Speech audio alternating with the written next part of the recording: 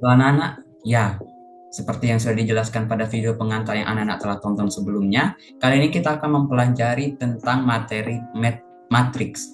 Nah, kali ini Bapak akan menjelaskan tentang matriks bersama dengan Ibu Sinta. Semoga penjelasan ini dapat anak-anak pahami dan apabila masih belum dipahami, kita bisa berdiskusi bersama baik melalui forum maupun pertemuan langsung di kelas nanti. Nah, baik, sebelum itu kita langsung mulai saja pembelajaran kita pada saat ini. Kita akan belajar mengenai matriks. Oke, matriks.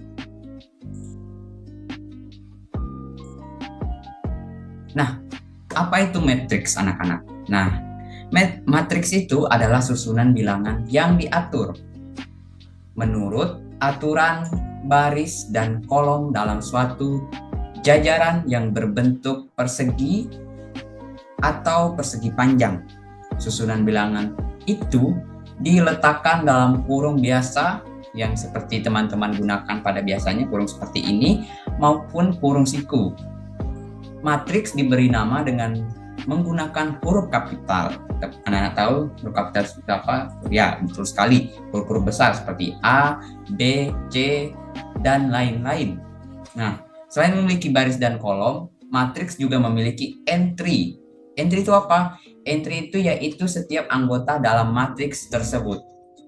Entry suatu matriks dinotasikan dengan huruf kecil. Kalau tadi yang matriks itu diberi nama dengan huruf kapital, sedangkan entry yang ada dalam matriks itu diberi dengan huruf-huruf kecil seperti A, B, C, dan lainnya. Biasanya disesuaikan dengan nama matriksnya.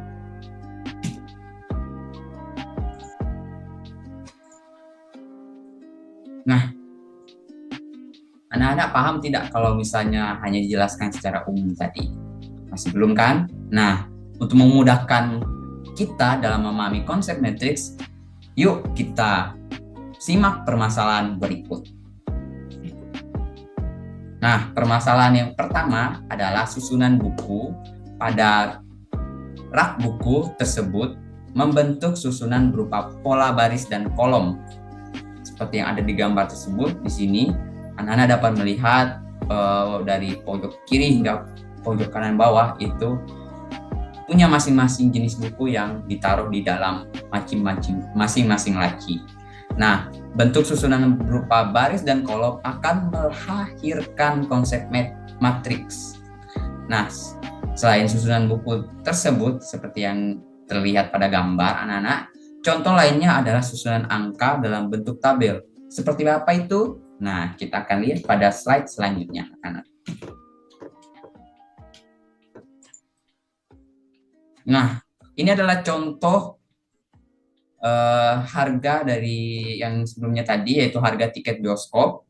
Nah, harga tiket bioskop di beberapa daerah yang dilihat dari hari maupun kota bioskop tersebut berada. Nah, untuk yang pertama yaitu berada di kota Jakarta dengan rentang waktu harinya itu Senin sampai Kamis itu dengan harga 40.000. Sedangkan untuk Jakarta pada weekend dan tanggal merah itu 55.000. Kemudian yang untuk Surabaya itu Senin dan Kamisnya adalah 35.000 dan weekend dan tanggal merahnya itu adalah 40.000. Nah, anak-anak, dari data tiket tersebut dapat disajikan kembali tanpa harus menggunakan tabel dengan penulisan berikut.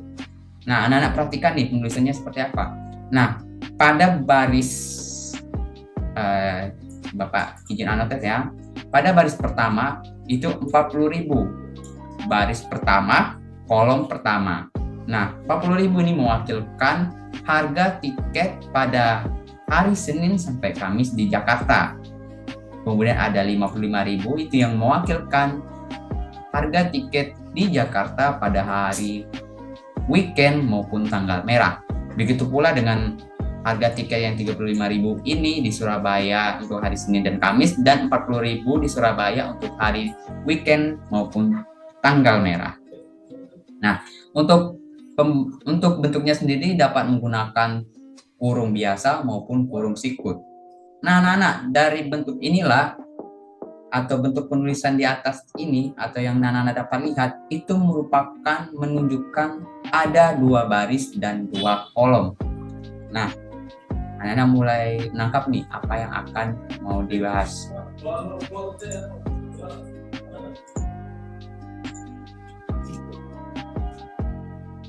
Nah, dari permasalahan yang tadi, kita bisa mengambil contoh lain. Nah, permasalahan pertama di sini, anak-anak dapat melihat, yaitu permasalahan yang pertama, yaitu seorang wisatawan lokal hendak berlibur ke beberapa tempat wisata yang ada di Pulau Jawa. Nah, untuk memastikan liburan, ia mencatat jarak antar kota-kota tersebut sebagai berikut. Anda dapat perhatikan, yaitu dari yang pertama, dari kota Bandung ke Semarang itu dengan jarak 367 km, Semarang hingga Yogyakarta itu 115 km, dan Bandung Yogyakarta itu 428 km. Nah, anak-anak, di sini ada pertanyaan nih, dapatkah kamu membuat susunan jarak antar kota tujuan wisata tersebut jika wisatawan tersebut memulai perjalanannya dari Bandung? Kemudian berikan makna setiap angka-angka dalam susunan tersebut. Nah, kemudian dari permasalahan itu kita akan menyelesaikannya dengan seperti apa? Nah, wisatawan akan memulai perjalanannya dari Bandung ke kota-kota wisata di Pulau Jawa. Nah, untuk jarak antar kotanya dapat dituliskan dalam tabel berikut. Anak-anak dapat melihat, nah, dari jarak antar kota dari pertama Bandung, Semarang, hingga Yogyakarta. Nah, dari tabel berikut yang telah disusun, baik kota Bandung yang merupakan titik 0, kemudian dari Bandung ke Semarang dengan jarak 367, kemudian Bandung ke Yogyakarta 428 km, begitu pula Semarang ke Bandung 367, Semarang yang merupakan titik awal 0 km, kemudian Semarang ke Yogyakarta 115 km, kemudian Yogyakarta ke Bandung 428, Yogyakarta ke Semarang 115, dan titik awal dari Yogyakarta yaitu 0 km sendiri. Nah, anak-anak, berdasarkan dari tampilan berikut, dapat kita buat dalam susunan yang kita dapat tulis sebagai berikut. Yang anak-anak dapat lihat di bawah sini, dari tanda panah ini, yaitu seperti ini. Ini menggunakan kurus-ikut, di mana susunan-susunannya itu dimulai dari kota Bandung yang merupakan titik 0, yang misalnya dari wisatawan mulai dari Bandung, kemudian menuju Semarang dan ke Yogyakarta. Kemudian dari titik 0 Semarang, yaitu tengah, yaitu ke Semarang 367 dan 115, dan hingga selanjutnya. Nah, bentuk-bentuk ini merupakan konsep dari bentuk matriks. Nah, apakah anak-anak mungkin paham atau masih belum? Nah, kalau misalnya belum, yuk simak terus nih video penjelasan dari Bapak sendiri maupun Ibu Sinta yang akan jelaskan pada slide berikutnya. Silakan Bu Sinta. Baik, yang selanjutnya adalah permasalahan 2. Manajer supermarket ingin menata barang yang tersedia seperti yang ia inginkan. Ubahlah bentuk susunan barang di supermarket di bawah ini menjadi matriks dan tentukan entry-entry-nya. Barang yang kita miliki yaitu ada susu, cookies, dan roti tawar pada baris pertama. Lalu ada sabun, sampo, dan juga deterjen di baris kedua. Dan di baris terakhir kita punya minyak, beras, dan juga gula. Bagaimana penyelesaiannya? Simak penyelesaian berikut ini ya. Gambar sebelumnya mendeskripsikan susunan barang-barang pada rak supermarket yang terdiri atas 3 baris dan 3 kolom. Bentuk matriks dari susunan barang tersebut dapat dinyatakan sebagai berikut. Matriks A, kita belum menghitung jumlah barangnya sehingga kita bisa tuliskan dengan titik-titik terlebih dahulu. Pada bagian ini kita beri nama baris 1, bagian ini kita beri nama baris 2, bagian ini kita beri nama baris 3. Lalu pada bagian ini kita beri nama kolom 1, bagian ini kita beri nama kolom 2, dan bagian ini kita beri nama kolom 3. Lalu, misalkan pada matriks A sebelumnya, entry-entrynya dinyatakan dengan A. Dan umumnya entry-entry dari suatu matriks diberi tanda indeks yaitu AIC, yang artinya entry dari matriks A yang terletak pada baris I dan kolom C. Maka barang yang kita miliki tadi, contohnya susu, dia terdapat pada baris ke-1 dan kolom ke-1, sehingga dapat dinyatakan menjadi A11 sama dengan 3, di mana 3 ini adalah jumlah susu yang ada di gambar sebelumnya. Lalu, barang yang terdapat pada baris kedua, kolom ketiga adalah deterjen, yang dapat dinyatakan pula dengan A23 sama dengan 3. 3 adalah jumlah barangnya. Lalu, untuk selanjutnya, entry matriks A dapat dinyatakan dengan yang pertama, pada A11 kita punya susu ya tadi, jumlahnya 3. Lalu pada A21 kita memiliki sabun berjumlah 5. Lalu pada A31 kita mempunyai minyak jumlahnya 3. Lalu untuk kolom kedua baris pertama kita punya A12 itu cookies berjumlah 7. Lalu pada A22 kita punya 5 sampo. Lalu untuk A32 kita punya 3 beras ya tadi. Lalu nah ini untuk A13 kita punya 9 roti tawar.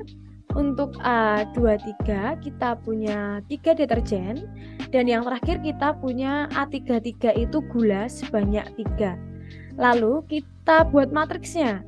Matriks A 3 kali 3. Ingat 3 kali 3 adalah ordo, di mana ordo suatu matriks itu adalah ukuran ya, jumlah elemen-elemen atau entry-entry dalam matriksnya. Nah, di sini matriks A 3 kali 3 sama dengan 379 553 333. Susunannya seperti yang telah kita jabarkan sebelumnya, yaitu yang A11 hingga A33 ini. Jadi kalian tinggal menata ulang dalam bentuk matriksnya seperti itu. Lalu secara induktif, entry matriks pada slide sebelumnya dapat dibentuk menjadi di sini matriks A M kali N adalah ordonya, M adalah baris, dan N adalah kolomnya. Seperti yang telah kita tuliskan tadi ya, kita tadi kan hanya sampai A33. Lalu kita bisa memperluasnya hingga AMN, di mana itu tergantung dengan jumlah barang atau keperluan matriks yang kita butuhkan. Sama ya, di sini ada baris ke-1, baris kedua, baris ketiga, hingga baris ke M. Lalu ada juga kolom ke-1, kolom kedua, kolom ketiga, hingga kolom ke N, sesuai dengan jumlah baris dan jumlah kolomnya. Nah, AIC adalah entry matriks pada baris ke I dan kolom ke C. Dengan I itu sama dengan 1, 2, 3 hingga M. Dan C sama dengan 1, 2, 3 hingga N. Lalu M kali N menyatakan ordo matriks A dengan M adalah banyak baris dan N adalah banyak kolom dari matriks A. Nah, itu tadi materi terkait dengan matriks. Semoga apa yang Bapak Tian dan Bu Sinta jelaskan pada video pembelajaran ini dapat membantu kalian memahami konsep matriks. Dan silakan kalian lanjutkan aktivitas pembelajaran selanjutnya.